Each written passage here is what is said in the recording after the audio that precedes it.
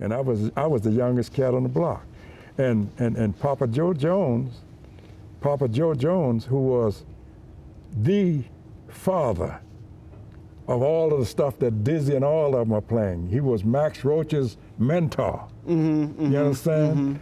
I was playing it with Randy Weston at a club called the Gordian Knot in New York, in Germantown. And who walks in? I saw this old man walk in with an umbrella and a newspaper under his arm. Well dressed.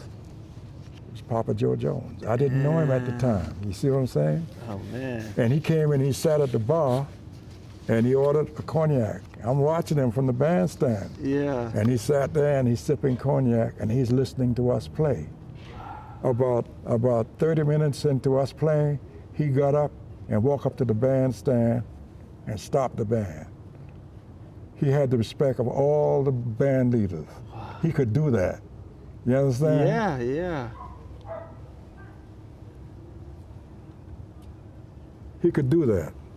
So he said, I want you all to leave the bandstand. I mean, these are all top musicians. Yeah, yeah. Clifford Jarvis. Oh, man. Vishnu Wood. Ray Bryant. Ray Bryant was sitting in that night for Randy because Randy had developed, he had arthritis in his wrist. Every now and then his wrist would swell up and he would send somebody in to sit in for him, but Ray Bryant was there that night. Even at a young age, he was dealing with that? Yeah, man. Oh, wow. Yeah. Damn. Hey, man, look at there. That's me. That's from playing. Wow. That big old knot. That's arthritis. Damn. Put a big knot right there. Wow. And it hurts. It pains. I got topical medication that I use to keep it cool. Wow. So he asked everybody to leave, and then he says, you stay. Pointed to me. Yeah, you stay. Everybody left the bandstand, and he got on the trap drums and said, play this. And man, for the next 45 minutes, me and Papa Joe Jones jammed. And when we got through, he says, I was a kid like you. You understand? Got all this old shit in his head. You know what I'm saying? Oh my God. This, so help me God, man. Man. Because I had been listening to this stuff from a kid. Yeah, yeah. You know what I'm saying? We had what do we call a graphophone in those days? Those big old things with the turntable. Yeah, the huge machine, and they'd get the big old records like that. Yeah. And we had a whole bunch of them. My sisters, they all like to dance and listen to music. And we had all of that stuff that I didn't know who these guys were playing it. Right. But the stuff, it stuck. It stayed in my brain after using it over years and years and years. And he and I became instant friends. And from that day forward, until he died, he took me under his wing. Wow. And gave me the real bebop approach. Man. Told me Max Roach, all the stuff that Max Roach stole from him. So here we go. And Max Roach, I'll tell you the story about Max. He hated my guts. Really? And I'll tell you that story in a little while. Oh, wow. Oh, and I'll be curious about that. He says, Max stole it off of me. Max used to do a thing called, that was Max's thing. Yeah. Boom, boom. Oh yeah, I know that one. Yeah. Boom, boom. I would take that and build a whole solo off of it and drive him crazy. He hated me for that. Anyway, he has like 5 different records that he plays that. That's right. That that's pattern right. on. And he stole that from Papa Joe Jones. No way. That's stolen, man. Papa Joe told me it's stolen. Man. Papa Joe told me a whole lot of stuff that Max would play that was stolen from him. You understand? But Max loved Papa Joe. Oh, Papa for Joe sure. he invented the sock symbol. Yeah, yeah. But the original sock symbol was a little short thing down here. It didn't have the thing up here. Oh, huh. And later on, some innovative white dude put a long stem on it, you understand? Right. But so you can play it from up here, wow. You know, back there. So they would literally just... Yeah, wow. that's the original one, was down there. They should put out the original one, you know what I'm saying? That would be cool. Or have one, or you can go from one to the other, you know what I'm saying? I've never even seen one of those. Me either, man.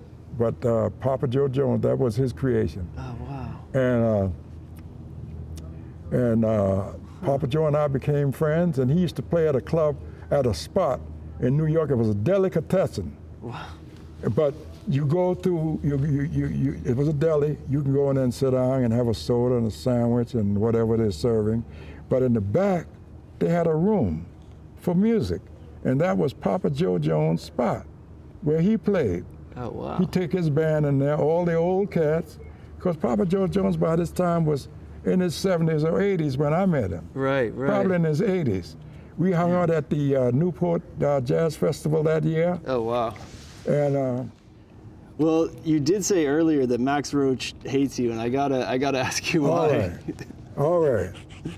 I'm in Miami, Florida. Okay. Time come to get out of Miami and go to New York and see what New York has to offer for what I have to give. So I had one of these home tape recorders, right? Mm-hmm. And I taped about a half hour of my drumming with my 3 drums. Okay. You dig it? Put that in my suitcase, went to New York, ran into this shyster named Jimmy Davis, who wound up robbing me. You understand? And I'm getting money right now from BMI that I never got when he was alive. He was taking all of my money. When he died, I started getting my money. After he died, okay? And I'm not getting a lot of, most of the money that I made off my records went to him.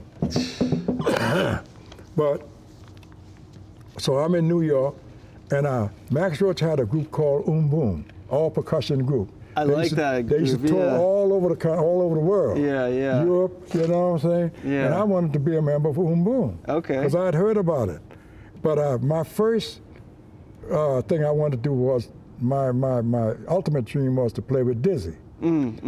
But Boom would do for the time being, since it was all percussion group and I'm a percussionist. Yeah. So Jimmy says, man, give me your tape. I know where Max lived. I'll take it over to Max. One thing he was resourceful about what he wanted to do. Then he could make it happen. Yeah, he could make it happen. Yeah. So he took my tape, went over to Max's house, and he ran this game down to Max about Big Black. You understand? Big Black is a great drummer, and he's always loved your music, and he wants to be a part of your Boom organization. You know what I'm saying? So Max says, yeah, well, if he can handle it, you know what I'm saying? Right. So let me hear the tape.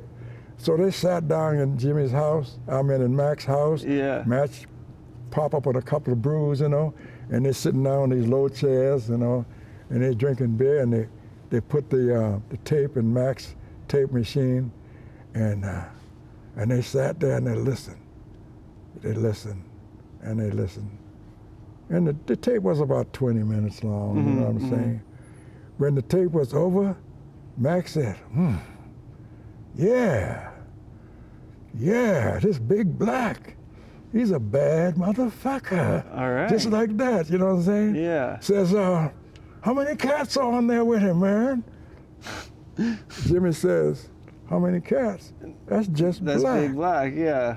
Man, Max's personality changed. He kicked Jimmy out of his house, threw the tape at Jimmy, and tell him, nigga, don't ever come back to my house with that bullshit. What? I know 3 or 4 drummers when I can hear it.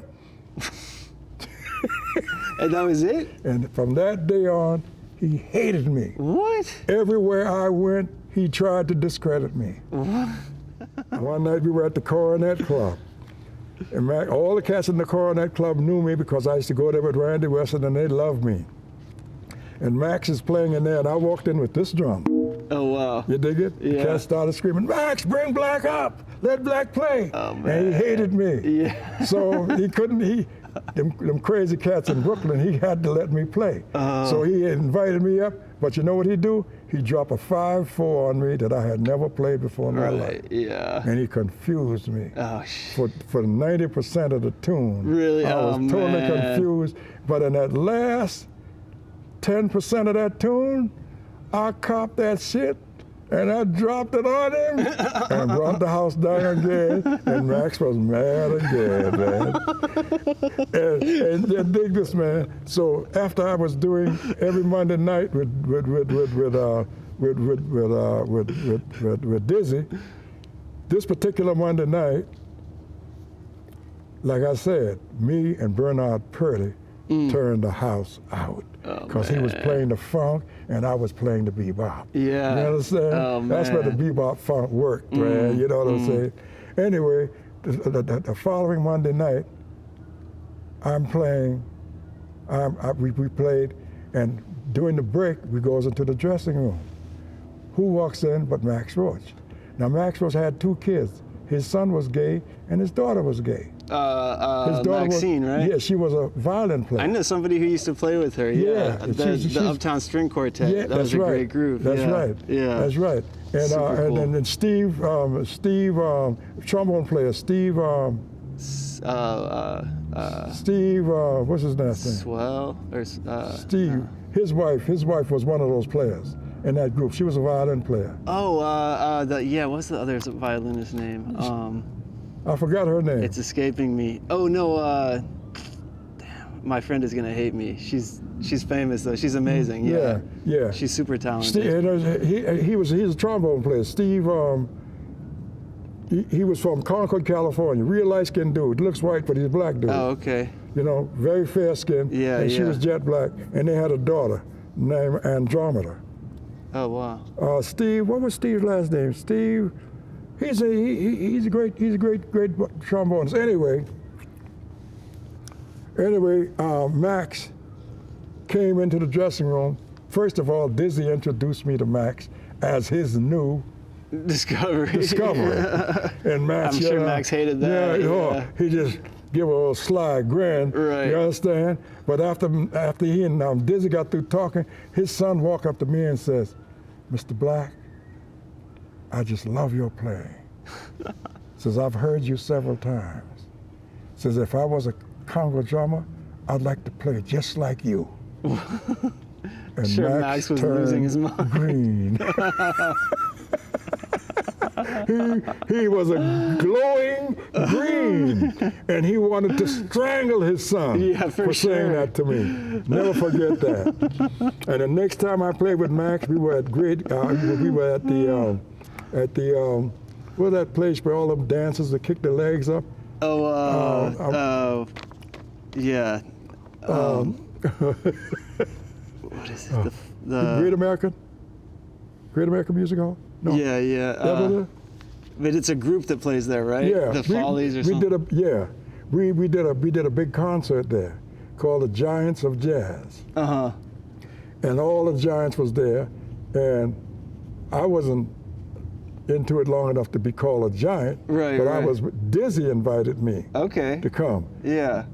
And that was the night that Miles walked in. Now, Miles wasn't a part of it, but Miles told this cat, was it Alpha? No, not Alpha 9.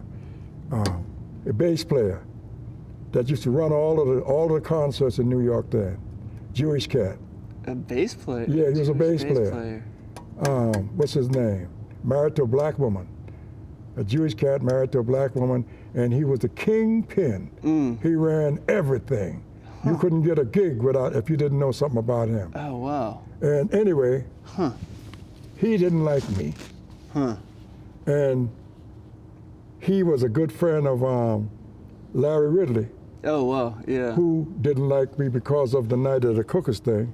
Right. You dig it? Yeah. Although Larry Ridley wasn't there that night. And he didn't like Miles because Miles told him, says, "The only way I'll play for you, man, is if you give every one of these musicians $5,000 apiece." Nice. And he wasn't about to do that. You understand? And so you give everybody $5,000 apiece and I'll play for you. That's what he told him. And we did that album was recorded, and Max Roach, I was given a solo, and when I started playing my solo, Max Roach jumped in on my solo, played some out shit, fucked the whole solo up. Mary Lou Williams was on piano. Oh, I heard that recording, yeah. You heard that? Yeah. Did you hear the fuck up in it? If you got that recording, listen to it. Yeah. Max Roach screwed me up. Yeah. I mean, just totally. No, he comes in with sticks. With some other shit. Yeah. And he pissed Mary Lou. Everybody was pissed off at him. He screwed up the whole fucking day with that shit. Yeah, Max Roach. He was a dirty cat, man. He hated me, man. He couldn't stand me. And boy, it got to the point when he walked in the room, I'd go, boom, boom, boom, boom, boom, boom, and then I'd make a whole solo off of him. And then I'd end it that way for him and just mess with his mind. He hated me, man. Till the day he died, man. He went to the old folks, died in the old folks' home. Yeah, man. Or what do you call it? Not the old folks' home, but the nursing home. Yeah. Oh, man. I think he was about 80, in his 80s. He was in his 80s, yeah. Yeah. I got to ask you about Mary Lou Williams, though. Oh, she was great. Man, I was in love with that woman, and she was like, she could have been my grandmother. She looked so young and beautiful. Yeah. She was a beautiful woman. She loved my playing. You understand? I never got to play with her, one-on-one. But at that particular concert that night, I got to play with her. And I expressed to her that night what a beautiful lady she was and how much I enjoyed playing with her. Good. And she enjoyed playing with me, and she was very pissed off at Max Roach for screwing that shit up. Yeah.